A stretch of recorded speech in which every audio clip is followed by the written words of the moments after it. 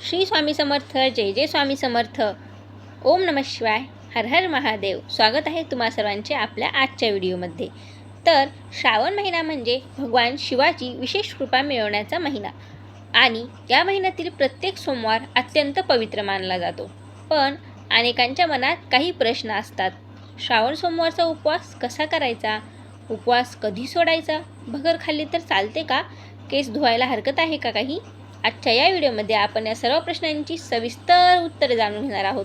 त्यामुळे हा व्हिडिओ शेवटपर्यंत नक्की पहा.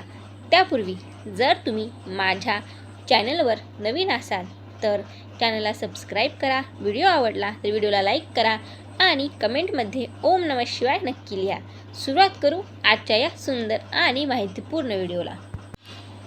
हिंदू धर्मात श्रावण महिना भगवान शिवाला अत्यंत प्रिय मानला जातो. या महिन्यात शिवपूजा, अभिषेक, रुद्रपाठ आणि उपवास केल्याने मनोकामना पूर्ण होतात अशी श्रद्धा आहे. श्रावणातील सोमवार विशेष शुभ मानले जातात. विवाहित स्त्रिया पतीच्या दीर्घायुष्यासाठी तर अविवाहित स्त्रिया मुली योग्य जीवनासाठी मिळावा म्हणून हा व्रत करतात. अनेक पुरुषही शिवभक्ती म्हणून हा उपवास करत असतात. आता हा उपवास कसा करावा? सकाळी लवकर उठून स्नान करावे. स्वच्छ आणि शक्यतो पांढरे किंवा फिकट रंगाचे कपडे परिधान करावेत. घरातील देवघर किंवा शिवमंदिरात जाऊन भगवान शिवाचे दर्शन घ्यावे.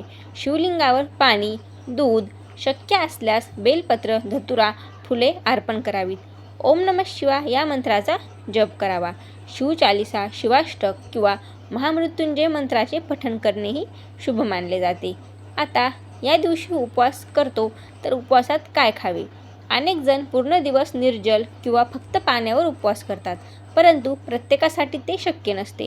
म्हणून फलाहार करूनही उपवास करता येतो. सामान्यतः खालील पदार्थ हे उपवासामध्ये खाल्ले जातात: भगर, राजगिरा, साबुदाणा, शेंगदाणे, बटाटा, रताळे, दूध, दही, फळे आणि सुकामेवा. परंतु श्रावण सोमवारच्या उपवासाला व भगवान शिवाच्या उपवासाला भगर चालते का? तर भगर ही प्रत्येक उपवासामध्ये खाल्ला जाणारा पारंपरिक पदार्थ आहे, परंतु भगर ही श्रावण महिन्यामध्ये सोमवारच्या उपवासाला चालत नाही. तसेच श्रावण महिन्यातील सोमवार हा गोड पदार्थ खाऊन करायचा असतो. म्हणजे सोमवारी मिठाचे सेवन करायचे नसते, आळणी उपवास करायचा असतो. या दिवशी शक्यतो गोड पदार्थाचे सेवन करावे किंवा मग एक वेळा तुम्ही मीठ खाऊ शकता, परंतु ते मीठ आपण उपवास सोडताना खात असतो. त्यामुळे उपवास करत असताना गोड साबुदाण्याची खीर, त्यानंतर सुकामेवा, दूध, दही अशा प्रकारचे पदार्थ तुम्ही खाऊ शकता. परंतु शक्यतो सोमवारच्या दिवशी फक्त आणि फक्त आळणी पदार्थाचे सेवन केले जाते. म्हणजे आळणी पदार्थाचाच फराळ केला जातो. या दिवशी जर तुम्हाला शक्य असेल तर तुम्ही निर्जल उपवास देखील करू शकता. एकदाच तुम्ही डायरेक्ट उपवास सोडू शकता. असे म्हणतात की श्रावण सोमवारचा उपवास सोडताना मुळा खावा लागतो. म्हणजे मुळा खाऊन मगच हा श्रावणी सोमवारचा उपवास सोडावा लागतो. कोणी कोणी काही काही भागामध्ये मुळ्याची भाजी खातात, तर काही भागांमध्ये मेथीची भाजी खातात. प्रत्येक जणांच्या घराची किंवा प्रत्येक प्रदेशामध्ये वेगवेगळी परंपरा असते.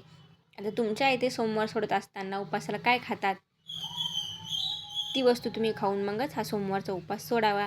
त्यानंतर आता बरेचसे भाविक भक्त असे असतात ज्यांना की सोमवारचा उपवास करायचा असतो, परंतु त्यांची तब्येत त्यांना साथ देत नाही.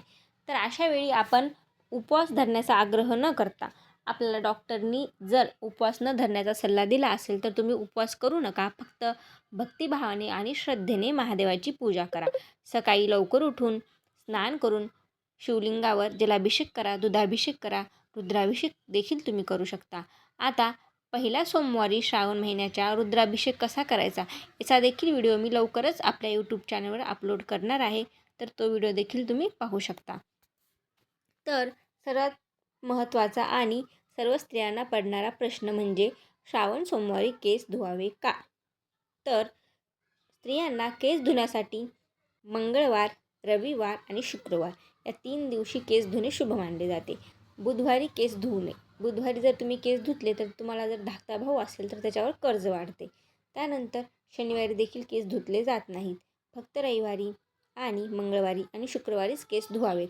परंतु जर तुम्हाला जर मासिक धर्म आला असेल, मासिक धर्माच्या चौथी दिवशी, 5वी दिवशी, मग वार कोणताही असो, कोणतीही तिथी असो, त्या दिवशी तुम्हाला केस धुवावेच लागतात. परंतु जर मासिक धर्माच्या नसेल तर मग तुम्ही शक्यतो सोमवारी, बुधवारी, शनिवारी केस धुणे टाळावे. आता सोमवारी केस धुतल्याने काय होते, तर सोमवारी केस धुवू नये असे शास्त्रांमध्ये सांगितलेले आहे. आता सोमवारी जर केस धुतले तुम्ही तर तुमच्या घरामध्ये आर्थिक तंगी वाढते किंवा मग तुमच्या घरामध्ये कधीही पैशाची अडचण, चणचण तुम्हाला जाणवेल. आता सोमवारी केस धुवायचे नाही तर मग रविवारीच तुम्ही केस धुवून नंतर सोमवारी महादेवाची पूजा करू शकता. तुमच्याकडून ब्रह्मचर्याचे पालन होणे गरजेचे आहे. रविवारी शक्यतो ब्रह्मचर्याचे पालन करावे, जेणेकरून की सोमवारी तुम्हाला केस धुवायची आवश्यकता पडणार नाही. सोमवारी सकाळी तुम्ही फक्त स्नान करून शुद्ध होऊन त्यानंतर पांढऱ्या रंगाचे किंवा कोणत्याही फिकट रंगाचे स्वच्छ वस्त्र परिधान करून महादेवाची पूजा तुम्ही करू शकता. तसेच आपल्या यथाशक्तीनुसार सोमवारी जर तुम्ही दान धर्म केला तर अतिशय पुण्यदायी, आणि जर तुम्ही सोमवारी गरजूंना मदत केली तर त्याचे देखील फळ तुम्हाला जास्त पटीने मिळते. सोमवारी केलेले छोटेसे दान धर्म तुम्हाला कित्येक पटीने फळ देणारे असते. त्यामुळे सोमवारी कोणत्या वस्तू दान कराव्या यावर देखील आपण एक व्हिडिओ बनवणार आहोत. तोही व्हिडिओ तुम्ही नक्कीच पहा. आता श्रावण सोमवारचा उपवास तुम्हाला जर करायचा असेल तर तुम्ही काही नियम पाळून हा उपवास करावा. या उपवासाला मीठ चालत नाही. या उपवासाला आपल्याला गोडच फराळाचे पदार्थ खावे लागतात. तसेच हा उपवास सोडत असताना तुम्हाला मुळा किंवा मग तुमच्या भागामध्ये जे काही खाऊन उपवास सोडतात ते पदार्थ अगोदर सेवन करावे लागतात, नंतर हा उपवास सोडावा लागतो. तसेच अशीही मान्यता आहे की श्रावण सोमवारचा उपवास हा सूर्यास्ताच्या अगोदरच सोडावा लागतो. सूर्यास्ताच्या नंतर हा उपवास सोडला जात नाही. त्यानंतर श्रावण सोमवारच्या दिवशी भगर खाल्लेली चालत नाही. महादेवाच्या कोणत्याच उपवासाला भगर खात नाहीत. त्यानंतर केस धुवावे का, तर नाही, सोमवारी तुम्ही केस धुवू नका. मी तुम्हाला या व्हिडिओमध्ये सर्व प्रश्नांची उत्तरे दिलेली आहेत. तसेच श्रावण सोमवारचे महत्त्व हे खूपच जास्त पटीने आहे. श्रावण सोमवारी महादेवाला प्रसन्न करण्यासाठी तुम्ही तुमच्याकडून शक्य असेल तशी अगदी मनोभावे भक्तिभावे महादेवाची पूजा नक्की करा, आणि जमलं तर श्रावण सोमवारचा उपवास देखील करा. जर श्रावण सोमवारचा उपवास करणे शक्य नसेल तर किमान सात्विक आहार घ्यावा. त्यानंतर घरामध्ये भांडण होणार नाही, कोणाबद्दलही आपल्या तोंडून अपमानास्पद शब्द निघणार नाहीत. तसेच राग, मनामध्ये कोणाविषयी द्वेष, वाईट भावना या सर्व गोष्टी आपण या दिवशी करणे टाळावे. शक्यतो उपवास म्हणजे आपल्या पूर्ण शरीरावर आपला ताबा असायला हवा, मनावर देखील ताबा असायला हवा. मनामध्ये कोणाचेही वाईट व्हावे अशी इच्छा आपल्या मनात नसावी.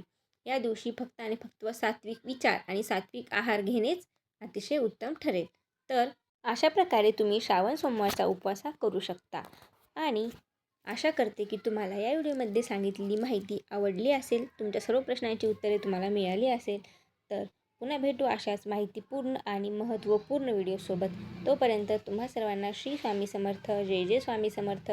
हर हर महादेव. ओम नमः शिवाय.